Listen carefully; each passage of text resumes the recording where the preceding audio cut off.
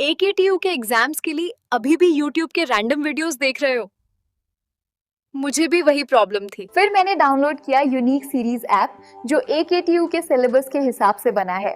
अब हर सब्जेक्ट एकदम इजी लगता है। यहाँ मिलते हैं जो वीडियो लेक्चर्स, नोट्स और प्रीवियस ईयर पेपर्स, सब एकेटीयू सिलेबस के अकॉर्डिंग। बेस्ट पार्ट, पहली परचेज पे 20% ऑफ भी है। बस कोड यूज करो, सेव 20। डाउनलोड करो अभी unique series app, smart students की चॉइस।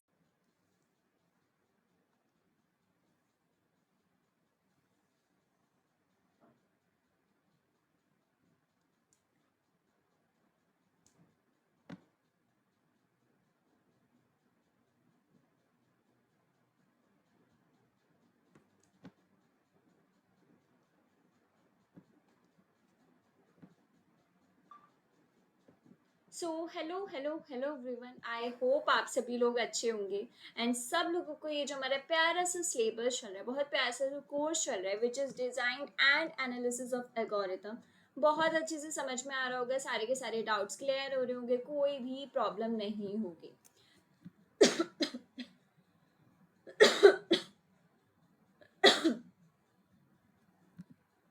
तो ये हमारा यूनिट 1 का पार्ट 2 है। ऑलरेडी हमने पार्ट 1 कवर कर लिया था, जहाँ पे हमने बेसिक इन्फॉर्मेशन ली थी। बेसिक हमने एक दो टॉपिक्स कवर करे थे। तो इस वीडियो में भी हम 2 टॉपिक्स कवर करने वाले हैं। अगर जिन लोगों ने प्रीवियस वीडियो नहीं देखी है तो मैं यही रिकमेंड करूंगी कि पहले जाइए प्रीवियस वीडियोस देखो, because without watching previous videos आपको आगे के कॉन्सेप्ट्स क्लियर नहीं होंगे, आपको आगे के टॉपिक समझ नहीं आएंगे। तो विदाउट वेस्टिंग एनी टाइम चलो स्टार्ट करते, बट मेक श्योर कि आप पहले प्रीवियस वीडियोस देख लो। तो जो आज का हमारा लेक्चर होने वाला है वो डेडिकेटेड होने वाला है कॉम्प्लेक्सिटी ऑफ एल्गोरिथम्स। यहाँ पे तुम सिर्फ एल्गोरिथम्स के साथ खेलोगे, और मैं फिर से बता दूं यहाँ पे सिर्फ तुम चीजों के साथ खेलोगे, विच is time and space complexity. सिर्फ तुम टाइम एंड स्पेस कॉम्प्लेक्सिटी के साथ यहाँ पे खेलने वाले हो। तो यहाँ पे हम कॉम्प्लेक्सिटी ऑफ एल्गोरिथम्स को ऑलरेडी हमने प्रीवियस वीडियो में देखा था कि भाई टाइम कॉम्प्लेक्सिटी क्या होती है, कि भाई स्पेस कॉम्प्लेक्सिटी क्या होती है। बट हम इन डिटेल समझेंगे कि टाइम कॉम्प्लेक्सिटी क्या है और स्पेस कॉम्प्लेक्सिटी क्या है। और मैंने लास्ट वीडियो में ना सिर्फ आपको आई थिंक 2 एग्जाम्पल्स के थ्रू समझाया था कि हम कैसे निकालते हैं। यहाँ पे और डेडिकेटेड में एग्जाम्पल्स के साथ बताऊंगी कि तुम कैसे निकाल सकते हो। और ये इतनी हिडन ट्रिक है, ट्रस्ट में, तुम्हें कॉलेज वाले नहीं बताएंगे। खुद पर्सनली मैंने खुद यूज करी है कि जब हमारे पास बहुत बड़े बड़े कोड्स होते हैं, हमसे पूछी जाती है, क्योंकि इंटरव्यू में ये वाला क्वेश्चन आपका हमेशा मस्ट ही होता है। अगर आपको कोई भी कोड लिखवा रहे हैं तो आपसे टाइम कॉम्प्लेक्सिटी और स्पेस कॉम्प्लेक्सिटी पूछेंगे ही पूछेंगे। क्लियर? अब to master complexity you need to look at the code through 2 lenses. देखो, अगर आपको कॉम्प्लेक्सिटी समझनी है तो आपको 2 तरीके से कोड को देखना पड़ेगा। और वो 2 तरीके कौन से हैं आपके? सबसे पहले how many steps, which means time, कितना टाइम लग रहा है, कितने स्टेप्स ले रही है algorithm. And second space, how much extra memory, वो कितने एक्स्ट्रा मेमोरी ले रही है। मैंने बताया टाइम और स्पेस आपको देखना ही देखना। कोई सा भी कोड आए, आपको टाइम कॉम्प्लेक्सिटी स्पेस कॉम्प्लेक्सिटी तो लिख ही देनी है। एक आप ना यूं समझ लो, आप एक एक्स्ट्रा स्टेप लेके चल रहे हो सेफर साइड पे, तो गलती ना हो तो आपको तो टाइम और स्पेस कॉम्प्लेक्सिटी लिखनी ही लिखनी है आपके हर कोड में। क्लियर? अब आपके कोड को एनालाइज कैसे करेंगे, स्टेप बाय स्टेप समझो। When you see a piece of code, don't panic, just follow these steps. सबसे फर्स्ट इग्नोर द कॉन्स्टेंट्स। लिख लो, पीडीएफ तुम्हें मिलेगी, बट स्टिल ये मैंने भी पर्सनली यूज करा है, तुम्हें भी ऐसे यूज करना है तो माइंड में बिठा लो कि तुम्हें जब भी कोड दिखे तुम उसके कॉन्स्टेंट्स को इग्नोर करोगे। जैसे if an operation takes 5 step, we treat as a 1। आपके 5 स्टेप्स का कोड है तो हम उसको एज अ 1 की तरह ट्रीट करेंगे। डोंट वरी, मैं बताऊंगी एग्जाम्पल के थ्रू, बट ये कुछ स्टेप्स हैं जो तुम्हें अपने माइंड में रखने ही रखने हैं। तो मेक श्योर कि ये नोट कर लो, बहुत इंपॉर्टेंट है। ठीक है? कॉन्स्टेंट्स को इग्नोर करना है first. Second, focus on loops. A loop running n time is O by n, जो हमने लास्ट में देखा था। सबसे पहले आपने कॉन्स्टेंट्स को इग्नोर कर दिया, राइट? अब तुम ये देखो कि तुम्हारी जो कोड है उसमें कितनी बार लूप यूज हो रही है, वो चेक करो। Third, identify nesting. If a loop is inside another loop, you multiply the complexities. आपको ये पता है अगर लूप एन चल रही है, मतलब एक ही बार एन टाइम्स तक चल रही है, तो ओ बाय एन है। अगर एक लूप के अंदर एक लूप चल रही है तो विच मीन्स मल्टीप्लाई कर दो, यानी कि ओ एन स्क्वायर। अगर एक लूप यहाँ चल रही है, फिर उस लूप को खत्म होने के बाद दूसरी लूप आई है, विच मीन्स प्लस कर दोगे O n plus m. Previous video में देखा था ना, वही है। कि मतलब आपकी सिर्फ एक कोड चल रहा है जहाँ पे आपकी लूप स्टार्ट हुई और एन तक खत्म हो रही है, तो which means O by n, right. और हमेशा हमें पता है कि हम कोड की सबसे बुरी वर्स्ट केस सिनेरियो निकालते हैं, क्योंकि वर्स्ट केस सिनेरियो ही पूछा जाता है। अब कोई कोड है, आपका एक लूप चली, उसके अंदर एक और लूप आ गई, विच मीन्स आप लूप को मल्टीप्लाई करते हो, which means O n square, right. अगर एक लूप यहाँ चल रही है, वो लूप खत्म हो गई, फिर दोबारा लूप आई है, फिर वो खत्म हुई है, तो मतलब पूरे कोड में आपकी दो लूप्स आई, which means O n plus m. N और एम तो मैं एज्यूम करके चल रही हूँ, तुम पी और क्यू ले लो, तुम आर और एस ले लो, तुम्हें जो लेना है तुम लो, बट जस्ट एक पीछे का मतलब समझो, मैं तुम्हें समझाना जो चाह रही हूँ। Clear? Ignore smaller terms. If you have n square plus n, the n doesn't matter for big inputs. This we call it as O(n) square. पहली बात तो मैं कॉन्स्टेंट्स को इग्नोर करना है हर कोड में। दूसरे देखने हैं कि कितनी लूप चल रही है उसमें, अगर नेस्टिंग आ रही है तो वो देखना है, और अगर छोटे आपकी लूप्स की चीज़ें आ रही है जैसे एन वगैरह चीज़ छोटे आ रही है तो उसको इग्नोर करो। तो ये कुछ 4 स्टेप्स हैं जो तुम्हें हमेशा फॉलो करने हैं अगर तुम बेस्ट टाइम कॉम्प्लेक्सिटी और स्पेस कॉम्प्लेक्सिटी को बिल्कुल एक्यूरेट निकालना चाहते हो। क्लियर? अब जैसे प्रैक्टिस क्वेश्चन देखो, सिंपल सी लूप है, आपकी लूप आई 0 से शुरू हुई है एन तक, विच मीन्स ये क्या हो जाएगा, ओ बाय एन। क्लियर? देखो यहाँ पे भी लिखा है कि आपकी जो लूप एग्जैक्टली एन टाइम्स तक चली तो आपका क्या हो जाएगा, ये तो स्पेस कॉम्प्लेक्सिटी है, बट ये आपकी टाइम कॉम्प्लेक्सिटी क्या हो जाएगी, ओ बाय एन। स्पेस कॉम्प्लेक्सिटी हम क्यों ले रहे हैं, अगर हम देखें तो कोई स्पेस कॉम्प्लेक्सिटी तो इतनी मैटर नहीं करती जितनी आपसे टाइम कॉम्प्लेक्सिटी पूछी जाती है, बट स्पेस कॉम्प्लेक्सिटी तो मैं देखो सिर्फ 0 से एन तक चल रहा है, तो कोई उसने स्पेस नहीं घेरा, कॉमन स्पेस घेरा, which is O by one constant. Clear? Next question देखो, नेस्टेड लूप्स।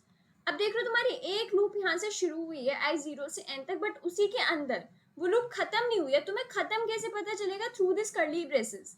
कर्ली ब्रेसेस यहाँ पे कहीं दिख रहे हैं उसके बाद खत्म हुए, नहीं, उसके अंदर दूसरी लूप स्टार्ट होगी विच इज जे 0 से एन तक चली है, फिर इसका जो कर्ली ब्रैकेट है यहाँ खत्म हुआ है और इसका जो कर्ली ब्रैकेट है यहाँ खत्म हुआ है, विच मीन्स नेस्टिंग हुई, और नेस्टिंग में हम क्या करते हैं, मल्टीप्लाई करते हैं, which means O n square, एक एन है दूसरी एन है तो उसको हम मल्टीप्लाई करते हैं।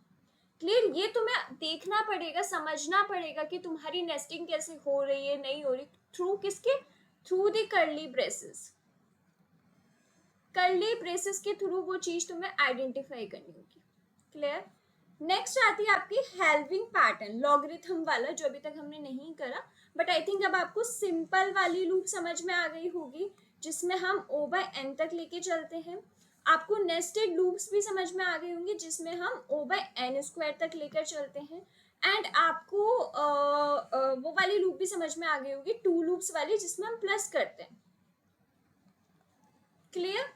नेक्स्ट आती है हेल्विंग पैटर्न। देखो अगर आपके आई 1 से लेकर एन तक चला है, बट यहाँ पे देखो ये जो फॉर लूप है ना, फॉर लूप को तुम पहले मतलब समझो। फॉर होता है सबसे पहले यहाँ पे वो तुम्हारी स्टार्टिंग कंडीशन लिखता है कि तुम्हारी लूप कहाँ से स्टार्ट होगी, ठीक है, फिर वो तुम्हारी बताता है एंडिंग कंडीशन यहाँ पे कि तुम्हारी लूप कहाँ पे एंड होगी, फिर वो तुम्हारी बताता है कि कितने डिसीजन मेकर, मतलब यहाँ पे डिसीजन मेकर समझ सकते हो, या तुम लिख लो कंडीशन। अब मैं अगर कहूँ इसने बताया आई 1 से स्टार्ट हो रही तो स्टार्टिंग कंडीशन बता दी, उसने बोला आई एन पे खत्म हो रही है तो उसने तुम्हें एंडिंग कंडीशन बता दिया। अब वो बोल रहा है कि आई कैसे चलेगा, I is the multiple of 2, यानी कि वो डिसीजन दे रहा है, कंडीशन दे रहा है कि तुम्हारा आई कैसे वर्क करेगा। सेम फॉर ईयर, उसने लिखा आई इज इक्वल टू 0, तो उसने स्टार्टिंग कंडीशन बताई, तो उसने I is equal to N लिखा कि एन तक ये लूप चलेगी, फिर उसने बताया आई प्लस प्लस, विच मीन्स तुम्हारा एक एक बार प्लस होता रहेगा। तो तुम्हें फॉर लूप का सबसे पहले सिंटेक्स समझ आना चाहिए कि फॉर लूप क्या करता है, सबसे पहले बोलते हैं तुम्हारी स्टार्टिंग कंडीशन है, फिर वो बीच में बोलते हैं तुम्हारी एंडिंग कंडीशन, फिर वो लास्ट में तुम्हें बोलते हैं तुम्हारी कंडीशन है, तुम्हारी डिसीजन मेकर है, तुम्हारी फाइनल कंडीशन है। क्लियर? फॉर लूप का सिंटेक्स क्लियर हो गया ना, तो अब तुम इसके बेस पे समझो।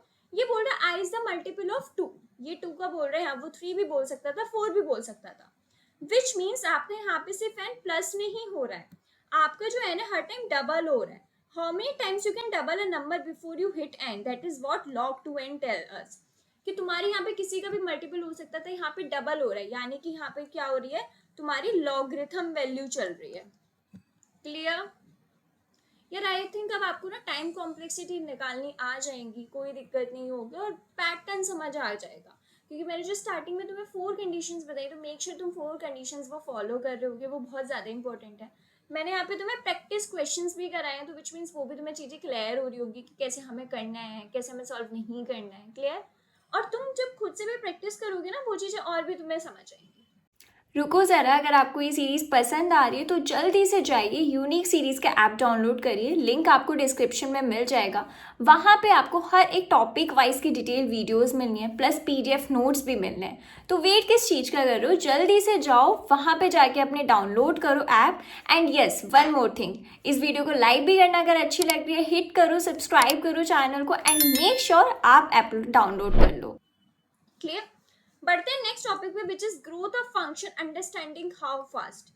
अब ग्रोथ ऑफ फंक्शन क्या होता है? Sorry, in computer science, growth of function is a way we compare two algorithms to see which one performs better as the input size gets larger. Think of it as a speed test for your code. For example, तुम्हारे पास दो है algorithm, तुम ये check कर रहे हो कि अगर हम इसके n का साइज बढ़ाएंगे तो कौन सी एल्गोरिथम ज़्यादा अच्छा वर्क करेगी। फॉर एग्जाम्पल, मेरे पास एक पेन ये है और मेरे पास एक पेन ये, सपोज करो मैंने ये जो दो पेने हैं, मैं पहले नॉर्मल उस पर लिख रही थी स्पीड पे, अब मैंने इस पेन से स्पीड लिखना तेज कर दी और इस पेन से भी स्पीड लिखना तेज कर दी। अब मैं ये चेक करूंगी कि जब मैंने स्पीड तेज कर दी है तो कौन सी पेन अच्छा परफॉर्म कर रही है, क्योंकि जो अच्छा परफॉर्म कर रही है मैं वही चीज रखूंगी ना। तो सेम यहाँ पे भी होता है, ग्रोथ ऑफ फंक्शंस हमें क्या बताते हैं, अगर आपके पास दो एल्गोरिथम्स हैं तो आप कैसे चेक करोगे कि कौन सी एल्गोरिथम ज्यादा अच्छा परफॉर्म कर रही है, आप उसका इनपुट साइज बढ़ा दोगे, राइट? जब आप उसके इनपुट साइज बढ़ा रहे हो तो आप ये चेक कर रहे हो कि कौन से इनपुट साइज बढ़ाने पे अच्छा रिजल्ट दे रही है, वही तुम्हारी क्या होती है, बेस्ट एल्गोरिथम है। Clear? When we talk about growth, we are looking at how the execution time increases when you increase the amount of data the computer has to process. वही वाली बात है कि तुम जब ग्रोथ ऑफ फंक्शन की बात कर रहे हो तो तुम ये देख रहे हो कि तुम्हारे पास जो एल्गोरिथम है, जब तुम उसके डेटा साइज बढ़ा दोगे तो वो तुम्हें कैसे परफॉर्म कर रही है, क्योंकि अगर वो जिस तरीके से परफॉर्म कर रही है वही तुम एक बेस्ट रखना चाहोगे ना एल्गोरिथम। क्लियर? सबसे पहले कोर आइडिया आता है comparing and. We don't care about constant factors, मैंने पहले बताया था हम कांस्टेंट फैक्टर्स को इतना ज्यादा ध्यान नहीं देते। When an algorithm takes 2n seconds or 100n seconds, it is still in the same growth of family because they both scale linearly with n. We look at the highest power of n. For example, एक algorithm ये है, एक algorithm ये है, ये 2n है, ये 100n है। अब ये लीनियरली ही बढ़ रही है, जैसे मैं इसको बढ़ा रही हूँ वैसे ही ये बढ़ रही है, बट हमें देखनी हाईएस्ट पावर ऑफ n। हमने स्मॉल इनपुट लिया, if n is equal to 10, all the algorithm look fast. हमने बड़ा इनपुट लिया, जब n हमने इतना बड़ा इनपुट ले लिया तो difference between n and n square becomes massive, क्योंकि जब हम पहले इनपुट ले रहे थे बहुत छोटा सा था तो दोनों एल्गोरिथम बहुत अच्छे वर्क कर रही थी, बट हमने बहुत बड़ा इनपुट ले लिया। मुझे देखना है कि ये एल्गोरिथम अच्छे से वर्क कर रही है या फिर ये, जो अच्छे से वर्क कर रही है मैं उसको ले लूंगी, राइट? तो यहाँ पे सबसे पहला जो पैरामीटर हमारा ग्रोथ ऑफ फंक्शन डिसाइड करता है वो क्या होता है, आपका n का पैरामीटर होता है। क्लियर? सेकेंड आता है hierarchy of growth from fastest to slowest, और ये याद रखना बहुत इंपॉर्टेंट होता है। इवन मुझे भी याद है जब मेरे सेमेस्टर में डा सब्जेक्ट आया था तो मुझसे ये बहुत बार, नॉट ओनली इन दी डा सब्जेक्ट, अगर आप और भी सब्जेक्ट्स में देखोगे रिलेटेड टू इंजीनियरिंग वाले, वहाँ पे इस टाइप का क्वेश्चन आपसे इनडायरेक्टली पूछा जाता है और वहाँ पे 1-2 नंबर की ना आपसे हायरार्की पूछी जाती है जहाँ आपको लिखनी पड़ती है। तो ये बहुत बहुत ज़्यादा इंपॉर्टेंट है, mark it is a very very important, ठीक है? और ये भी याद रखना मैं बोल रही हूँ फास्टेस्ट टू स्लोएस्ट, ये भी याद रखना मैं बोल रही हूँ fastest to slowest. If you have a large data set, this order dictated what will finish first and what will keep your program waiting forever. Clear? Fastest to slowest, which means top वाली आपकी सबसे fastest है और नीचे वाली आपकी सबसे slowest है। अब o की power 1 which is constant, o log n logarithm, o n linear, o n log n linearithm, o n square quadratic, o to n exponential, which means जो सबसे अच्छा परफॉर्म करेगी वो आपकी कांस्टेंट और जो सबसे वर्स्ट परफॉर्म करेगी बहुत लेट, which is exponential। और देखो इसने यहाँ पे बनाया भी है स्नेल का, क्योंकि स्नेल बहुत धीरे धीरे चलती है एंड यहाँ पे रॉकेट साइंस है which means वो बहुत ज़्यादा तेज चलती है। तो ये बेस्ट है, ऑलवेज बेस्ट है। Extremely slow, try to avoid it. ये तुम्हें लर्न करना है, इसमें कोई भी समझने वाला फंडा नहीं है। You have to learn it, it's your homework कि तुम्हें ये चीज़ लर्न करनी है, क्योंकि बहुत बहुत ज़्यादा इंपॉर्टेंट होती है कि तुम्हारे कौन सी जो चीज़ है तुम्हारी ग्रोथ ऑर्डर कौन सा अच्छा है, तुम्हारी बेस्ट रिजल्ट दे रही हो, कौन सा वर्स्ट दे रही हो। क्योंकि पता है जब तुम आगे चल के कोई भी कोड परफॉर्म करोगे, इवन कोई कोड भी लिखोगे खुद से, तो तुम्हारे माइंड में चीज होगी कि भैया मैं कैसे कोड को ऑप्टिमाइज करूँ कि मेरी ओ की पावर 1 में, O1 में कॉन्स्टेंट में ही कोड लिख दूँ, राइट। क्योंकि आपसे इंटरव्यू में यही क्वेश्चन पूछे जाते हैं, वो आपको एक क्वेश्चन दे देंगे, अब उस क्वेश्चन को सॉल्व करने के we have multiple ways, but हम उस मल्टीपल वेज में ये सेलेक्ट करते हैं कि हम ऐसे कैसे कोड को ऑप्टिमाइज करें कि हमारे सबसे कम ग्रोथ ऑर्डर में वो कोड लिख जाए और वो परफॉर्म भी करे। क्योंकि जो सबसे कम में लिखा जाएगा, अगर उसको भारी इनपुट भी दे दोगे ना तो भी वो स्टिल कोड चलेगा। This is the main important thing. तो तुम्हें लर्न करना है, आई होप ये चीज क्लियर होगी। तो तुम्हें समझ में आ गया। सबसे पहले हम एन से चेक करते हैं, दूसरा हम हायरार्की से चेक करते हैं। थर्ड आते हैं how to compare the functions which is real world rules. If you ask to compare two functions like fn square और आपका 100n, तो आप उसको कैसे करोगे। आपके पास दो हैं फंक्शन, एक n स्क्वायर है, एक 100n है, दोनों को आप एनालाइज कैसे करोगे। इग्नोर द कॉन्स्टेंट्स, हमें पता है हमें हर जगह इग्नोर करना है कॉन्स्टेंट, विच मीन 100 को इग्नोर कर दोगे तो ये क्या बन जाएगा, n स्क्वायर और n। Compare the power n square has a higher power than n, अब हमें पता है n स्क्वायर के पास ज्यादा पावर है। Conclusion n true grows much faster than n, therefore the algorithm with n is more efficient। अब हमने पढ़ा है n स्क्वायर और n, मुझे बताओ कौन सबसे ज्यादा जल्दी परफॉर्म करेगा। ऑब्वियस है O n। तो यहाँ पे यही लिखा गया कि जो आपका n है वो ज्यादा एफिशिएंट होगा as compared to the n square. तो यहाँ पे भी देखा क्या यूज हुआ, हायरार्की का यूज हुआ। तो इसलिए मैंने बोली थी वो जो टेबल मैंने दी है, टू का स्क्रीनशॉट आखिर में आपको PDF मिल जाएगी, बट अगर आपको भी पर्टिकुलरली चाहिए टू का स्क्रीनशॉट और खुद मैनुअली लिख लो, बहुत बहुत ज्यादा इंपॉर्टेंट है। क्लियर। नेक्स्ट आती है why this matters the wall. Imagine you are building a social media app. अब हमें ये जरूरत क्यों पड़ी है, अब अपने रियल वर्ल्ड एग्जांपल से समझो। आप एक सोशल मीडिया ऐप बना रहे हो। If your search algorithm is ON, you can add 100 users, your search time increase by 1000. If your search algorithm is ON square, by adding 1000 new users, आपकी तो इतनी हो जाएगी, which is बहुत ज्यादा। तो अगेन हायरार्की का यूज बताया गया। अगर आप ON में कर रहे हो और दूसरा ON स्क्वायर में कर रहे हो, जब दोनों को सेम इनपुट दोगे तो बहुत भारी हो जाएगा, ये झेल नहीं पाएगा, बट ये झेल लिया जाएगा। क्यों? क्योंकि बेटर परफॉर्म करेगा than ON square. I hope ये चीज समझ आएगी। इसलिए हमसे इंटरव्यूअर अगर आप कहीं भी सेलेक्ट हो तो कंपनी यही बोलती है कि भैया मुझे ऑप्टिमाइज कोड दो, मैं अगर आगे चल के अपना बिजनेस स्केल करूंगा, मेरे पास न्यू यूजर्स आएंगे, तो मैं नहीं चाहता मेरा कोड फट जाए, ब्लास्ट हो जाए, वो झेल नहीं पाए। Clear. Performance measurements, how to tell if a code is actually good. When we talk about performance, we are not just guessing, we use specific benchmarks to see if a program is truly efficient. Performance measurement is the science of counting cost, specifically time and space. अबे यार in simple in short बोलो, अगर हम performance measurement करें, analysing of complexity करेंगे, खेल तुम्हारा हर दो जगह ही आके अटकेगा, which is time complexity and space complexity. सिर्फ और सिर्फ दो जगह आके अटकेगा। तो तुम्हें पता होनी चाहिए what is time and what is space. And I think अब तो बहुत अच्छे से क्लियर हो जाएगा, क्योंकि प्रीवियस वीडियोस में भी हमने टाइम एंड स्पेस कॉम्प्लेक्सिटी के बारे में बात करी थी। इस पर्टिकुलरली वीडियो में भी हमने टाइम एंड स्पेस कॉम्प्लेक्सिटी के बारे में बात करी। तो आई होप दोनों चीजें क्लियर हो जाएंगी, right.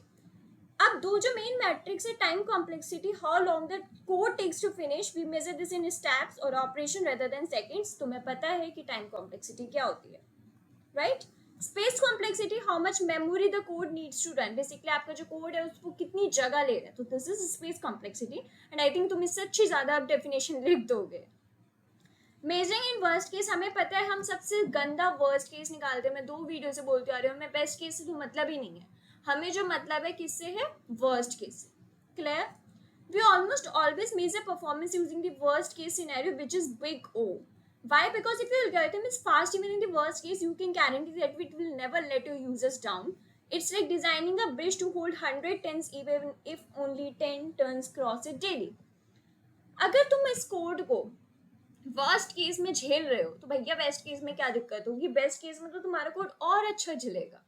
This is what I wanted to say in a layman language कि भाई if your code is handle कि वर्स्ट केस सिनेरियो, तो वो तो बेस्ट केस तो बहुत औसम होगा, फिर हमें बेस्ट केस की टेंशन लेने की जरूरत नहीं है। इसलिए हम कोई भी चीज़ कर रहे होते हैं ना तो उसका वर्स्ट केस सिनेरियो सोचते हैं कि भैया अगर ये चीज़ नहीं हो पाई तो वर्स्ट केस सिनेरियो क्या होगा, क्योंकि इतना जितना गंदा वर्स्ट केस सिनेरियो हो सकता है बेस्ट केस तो हम झेल ही लेंगे। Clear. How we tested the practical side. अब ठीक है, दीदी बहुत बातें कर ली, अब ये बताओ प्रैक्टिकल साइड हम कैसे टेस्ट करेंगे. In the real world, developers use two main ways to measure. First is the theoretical analysis, जो हम Big O की बात कर रहे हैं कोडिंग करके वो करते हैं. That is what we have been doing with Big O. It is done before the code is even written. It helps us to avoid bad logic before we waste time coding it. हम theoretical analysis करते हैं कि भैया अगर हमने 1000 users यहाँ डाल दिए, अगर हमने n स्क्वायर में कर रहे हैं तो कितना वर्स्ट केस जाएगा, अगर हम n में कर रहे हैं तो कितना जाएगा. हमने theoretically एनालाइज करा जिससे हमारा टाइम बचे और हम कोड भी नहीं लिखा भी, जिससे हम उसको ऑप्टिमाइज कर पाए. सेकेंड आते हैं empirical measurement testing. This is done after writing the code. जब आप कोड लिख लेते हो, जब आप उसमें इनपुट्स देते हो, तब आपको पता चलता है आपका कोड कैसे परफॉर्म कर रहा है, क्योंकि थ्योरेटिकल वे. अब फैक्टर जो आपके अफेक्ट कर रहे होते हैं परफॉर्मेंस को, कौन से होते हैं? एल्गोरिथम नहीं होती सिर्फ, आपके कुछ 3 फैक्टर्स होते हैं जो परफॉर्मेंस को अफेक्ट करते हैं. सबसे फर्स्ट हार्डवेयर. अब faster CPU will finish an O(n) square algorithm quicker than slow अपन. अगर आपका फास्टर सीपीयू नहीं है तो वो बहुत टाइम लेगा. Compiler language C++ usually faster than Python because it is closer to the hardware. तो इसलिए बोलते भी है कि भैया आप जिस लैंग्वेज में कोड कर रहे हो मेक श्योर सही हो. इसलिए आजकल प्रेफरेबल लैंग्वेज होती है सिर्फ C++ या जावा. पाइथन में कोई भी कोड करना पसंद नहीं करता, इसलिए मैं खुद रिकमेंड करती हूँ कि भैया गो फॉर द C++ या go for the Java. I particularly use C++. Input data, an already sorted list is much faster to process than a randomly shuffled data. मतलब अगर आपने इनपुट डेटा आपका clear है तो बहुत आसानी से आप उसको सॉल्व कर सकते हो. अब why constant matters? If in performance measurement we ignore the small factors, if an algorithm takes 3 and plus 5 steps, तो हम इसमें 5 को मैटर नहीं करते ना 3 मैटर करते, क्योंकि हमने बोला था इग्नोर दी कॉन्स्टेंट्स. क्यों? क्योंकि अगर हमारा जो n है अगर 1 लाख रीच कर रहा है तो n is the only thing that matters. Complexity is about the trend not the micro seconds.